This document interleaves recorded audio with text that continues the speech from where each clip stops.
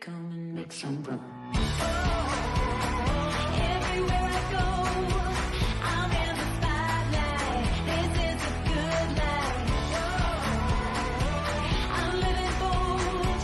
This is what it looks like. On the tip of the world.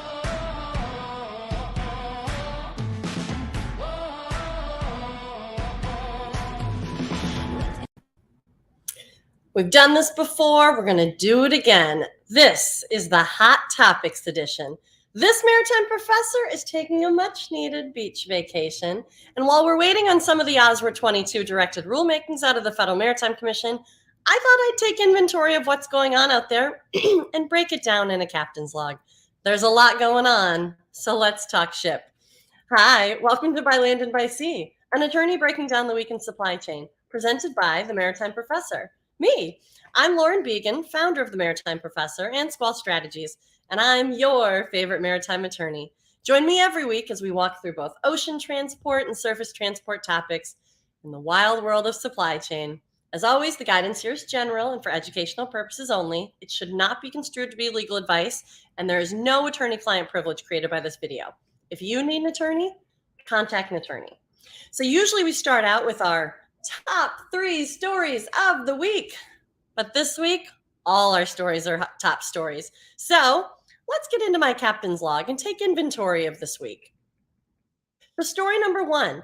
This week, the Port of New York and New Jersey announced a new container imbalance fee because they are up to their eyeballs in empty containers. So Michael Angel out of JOC reported at JOC.com that the port saw a 70% increase in the number of empties in 2022. And it has gridlocked the port, according to the chairman of the Association of Bi-State Motor Carriers. So diving into this a little bit more, the Federal Maritime Commission released information that FMC Chairman Dan Maffei and Managing Director and actually Acting Director of the Bureau of Enforcement, Investigations, and Compliance at the FMC, Lucille Marvin, visited Newark and met with representatives from the trucking community and marine terminal operators.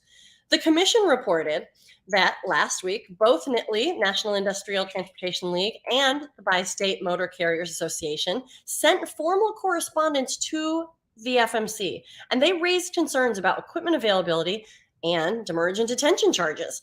So the groups were actually urging the commission to suspend detention and demurrage at the Port of New York and New Jersey. I keep saying this, but the FMC is leaning all the way in here. They want to find out what's going on. And so that's what they did. They went up to the Port of New York and New Jersey to find out firsthand what's going on. Chairman Maffei and Lucille Marvin, acting director of the Bureau of Enforcement, Investigations, and Compliance, went up there. So after the meeting, Chairman Maffei said the following statement, and I quote, "When ocean carriers continue to bring thousands of containers per month to a port and only pick up a fraction of that number, it creates an untenable situation for terminals, importers and exporters, trucking companies, and the port itself. The commission has already been investigating reports of carriers charging per diem container charges, even when the shipper or trucker cannot possibly return the container due to terminal congestion." Chairman Maffei continues, "I will ask that the investigation be broadened and intensified to cover instances where shippers and truckers are being forced to store containers and move them without proper compensation." So he's saying, look, I hear you. If you're getting stuck with empties and then they're charging you, even though you are taking care of their empties for them, that's not right. That's what essentially that's what he's saying here. He's saying, we're going to look into this because you shouldn't be, quote, forced to store containers or move them without proper compensation. That he's saying that shippers and truckers are being forced. The FMC saw what happened on the West Coast, and now they want to stay ahead of it on the East Coast. I commend them for this. So Chairman Maffei continued on the press release put out by the Federal Maritime Commission. Chairman Maffei continued, "The commission will ask the carriers that have fallen the most behind in picking up their empties what their plan is to rectify the situation. Whatever their answers may be," Chairman Maffei continues, "I will do everything in my power to ensure carriers do not receive involuntary subsidized storage for empty containers that belong to them. If it can be shown that a shipper or a trucker is not allowed to return a container, then not only should they not be charged per diem, but the carrier should compensate that trucker for the space it takes up. I'm going to stop the quote right there. He's saying not only should the shipper or trucker not be charged per diem if it's shown that a shipper or trucker is not allowed to return the container, he's also saying the carrier should compensate that trucker for the space it takes up. Okay, I'm going to continue on with the quote. So Chairman Fay continues, this is completely in line with the incentive principle set forth by the Commission in its rules, in that it would promote the movement of cargo since chassis and space would be freed up by carriers taking full responsibility for the empty containers resulting from the increased volumes of import cargo they bring in. So did you hear that? Not only does he want you to not pay for bogus detention, he does not want shippers or truckers paying for bogus detention per diem charges, but he says you should probably get reimbursed for having to keep these empties when you can't return it, because ultimately that's a burden on you.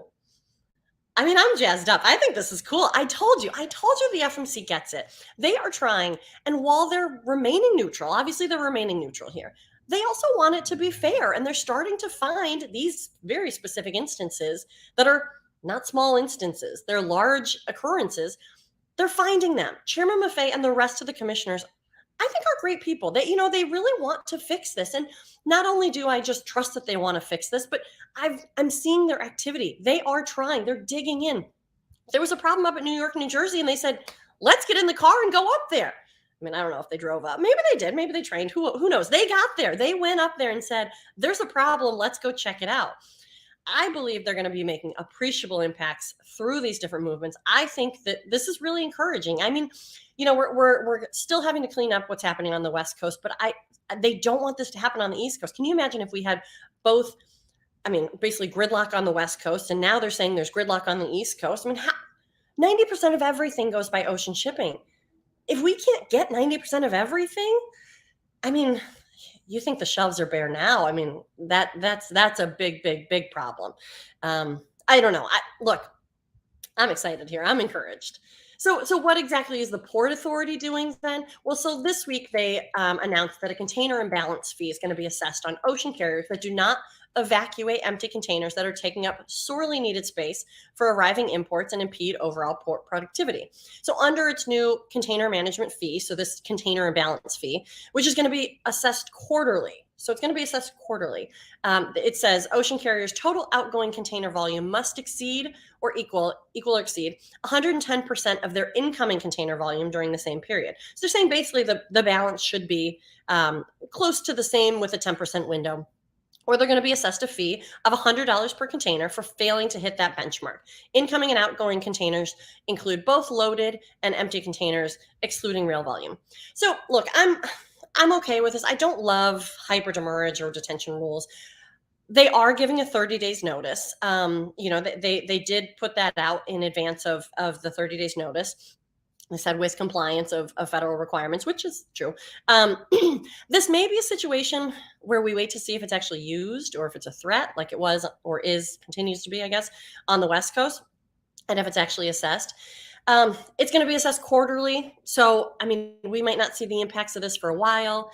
Either way, the port's entering into this clearly with the FMC close by. So I'm not as concerned about it as some of the other FMC compliance areas. But I'm not going to give them a pass. I'm going to keep watching it. Like I said, I don't love hyper demurrage. I love that the FMC is getting more involved here and that they're staying very close and that they're going to be doing their own investigation to make sure that they're checking this out. If empties are not allowed to be returned, you shouldn't be charged for having to hold on to somebody else's stuff. I'm encouraged. So, story number 2. The FMC is actually restructuring a little bit. Did you hear this? The Federal Maritime Commission is restructuring its investigation and enforcement structures. And I like it.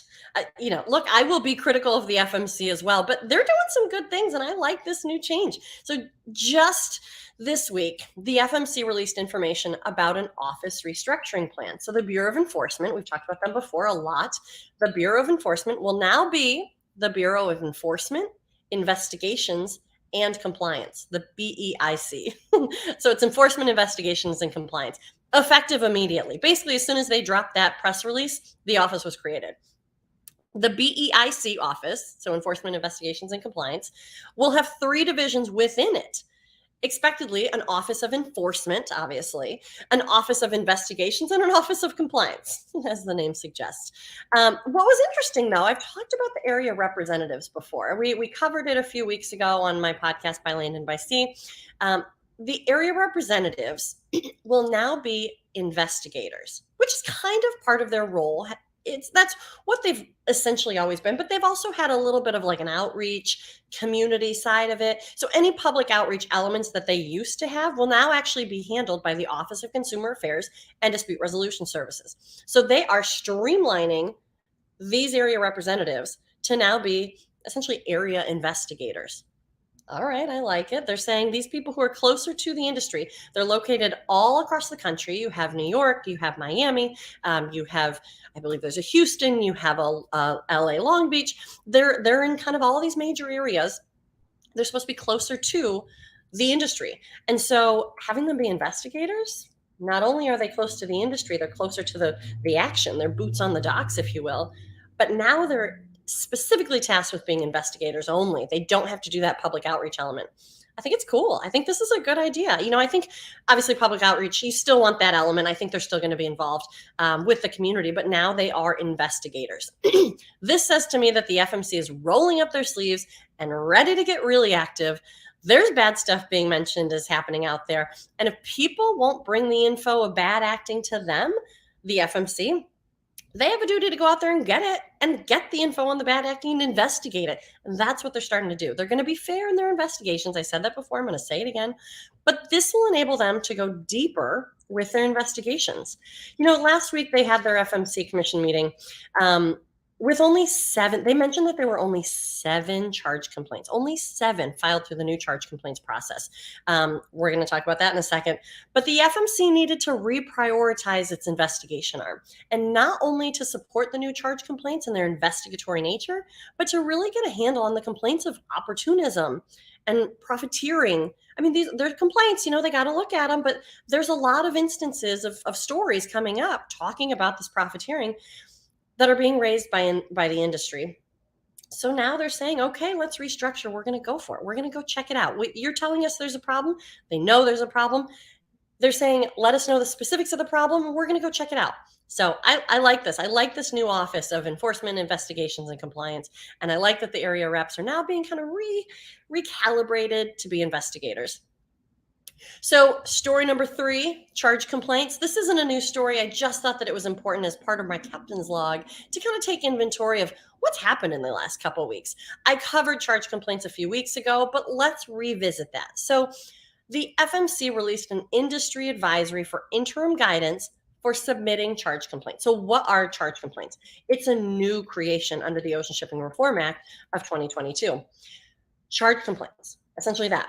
It's a term, charge complaints, they're capitalized C's, but they're complaints of charges. Like if you have a charge that you're like, this seems bogus, this is a way that you can file with the FMC a complaint against that process. So, or a complaint against that charge. So parties interested, this is from the announcement from the FMC, parties interested in filing charge complaints at the commission may do so by following the following steps. And they put this out because now they're responsible for charge complaints. And instead of waiting forever, they wanted to get this mechanism going. They're probably going to refine this, but they said this was interim guidance. They're sending it out. They want you to send them complaints about your charges. At the FMC commission meeting the other day, they actually were starting to kind of talk about, Chairman Maffei was talking a little bit about, so what does charge mean? We're kind of assuming it means detention and demurrage, but does that mean any charges? They might be looking at that too. But for now, it just submit it. Then we'll see, and like I said, this is not legal advice. This is for educational purposes only. But I encourage you, if you have a complaint against a charge, this might be a great mechanism for you. So what do you do if you have a charge complaint? You identify the common carrier, you identify the specific alleged violations of the Shipping Act, and there's 2 different areas that the FMC outlines. It's section 41102 and 41104 under Title 46. So there's some specific language. Take a look at it. Like I said, if you need legal advice, go contact an attorney, find out specifically. But this isn't necessarily supposed to be a very burdensome legal process from the way that I understand it. Basically, if you have a specific alleged violation of the Shipping Act, if you have something that you think has happened, go check out those language. Just Google that 46 USC 41102 and 41104A. Obviously, if you have legal questions, contact an attorney, but you'll see what those sections generally say. So they want you to identify the specific alleged violation. They also want you to gather and submit supporting documentation as appropriate, including, but not limited to, but including invoices, maybe bill of lading numbers, evidence of whether the charges have actually been paid. And they want you to actually confirm that the disputed charge was incurred on or after the enactment of the Ocean Shipping Reform Act of 2022. So remember, that was June 16th. So your charge complaint, the complaint that you have against this charge must have happened after June 16th. That's just for this mechanism. That doesn't mean that the FMC doesn't have other ways for you to challenge charges, but for using the charge complaint new process, it has to have happened after June 16th, 2022. So what recourse do you have from actually filing this charge complaint?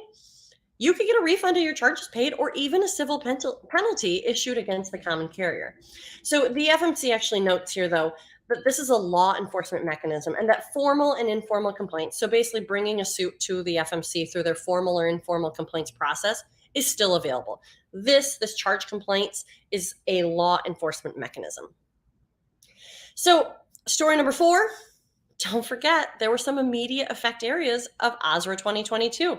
Like I said, we're kind of taking inventory of some of the things that have happened recently. And so June 16th, when Ocean Shipping Reform Act of 2022 passed, there were some areas that had immediate effect.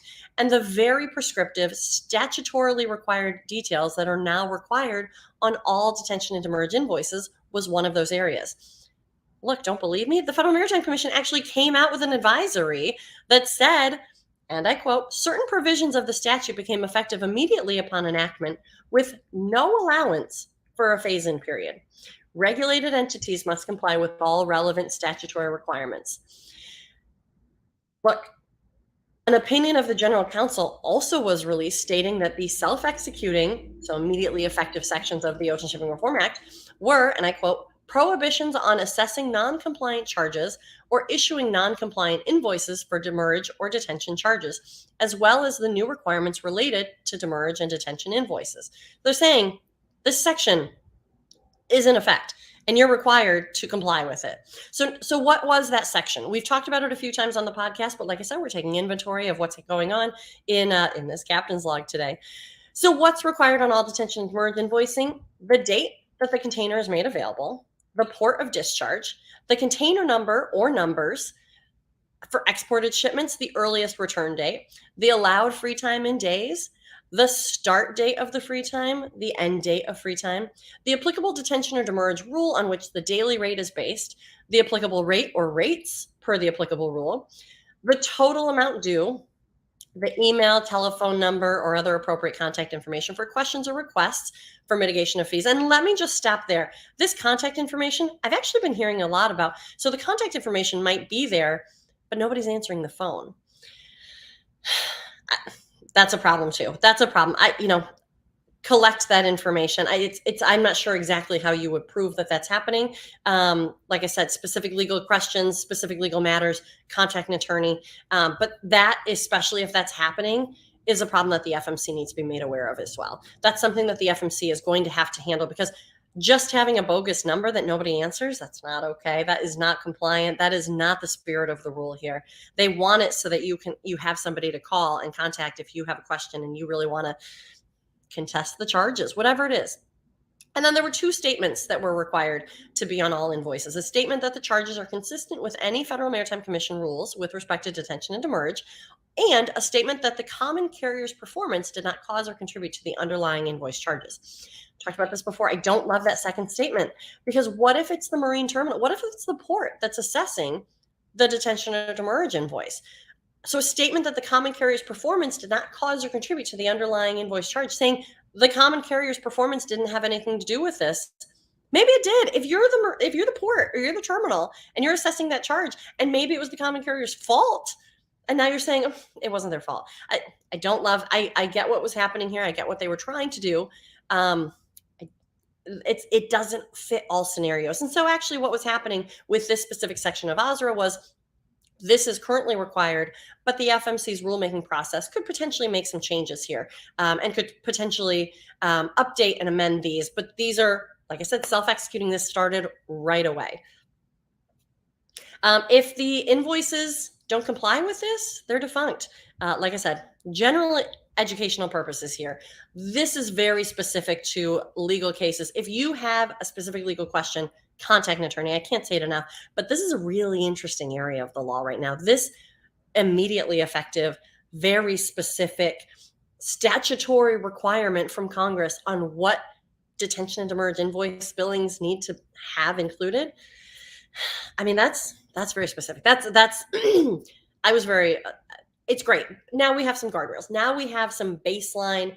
Obviously, you would think the total amount due, of course, should be on an invoice. Now we have some baseline guidance that we can build from, but I mean, that's very specific. So, look, story number 5 and the last item. Have you heard By Land and by Sea is now a podcast? Look for it wherever you get your podcasts. Add this one to your rotation. I reference my old shows quite a bit. You know, I covered a few highlights today on charge complaints and on the immediately effective detention and demurrage billing invoice requirements. I went into them in more detail in previous episodes. You can go download all my old shows. It's on demand. You can get up to speed on pretty much all the big topics that are happening and will probably continue to happen in the global supply chain and global ocean shipping world. And certainly I'm keeping track of what the FMC is doing. We got to keep involved. There's some rulemakings that are about to be coming due. I talked about this last week. The FMC, I interpreted initiate a rulemaking as they need to publish the text. They it seems like interpreted initiate a rulemaking as start the process. I don't think they're going to be lagging behind, but it's going to happen on 30 days immediately. I always expected it to slide a little bit. That's fine. It's coming. They're working very quickly on the 3 different areas of the rulemaking that they are now required under AZRA to initiate. And I mean, the first rule that's up, the vessel space unreasonable refusal to deal, that's due to be done. I mean, that you can't. There's no different interpretation of that. That's due to be done in 6 months. And they've actually come out and said, we will be completed with this rulemaking. They've also released some information saying they're going to be coming out with a notice of proposed rulemaking instead of an advance notice of proposed rulemaking. Remember, last spring, April 2022, we saw the advance notice of proposed rulemaking come out for detention and demurrage billing practices.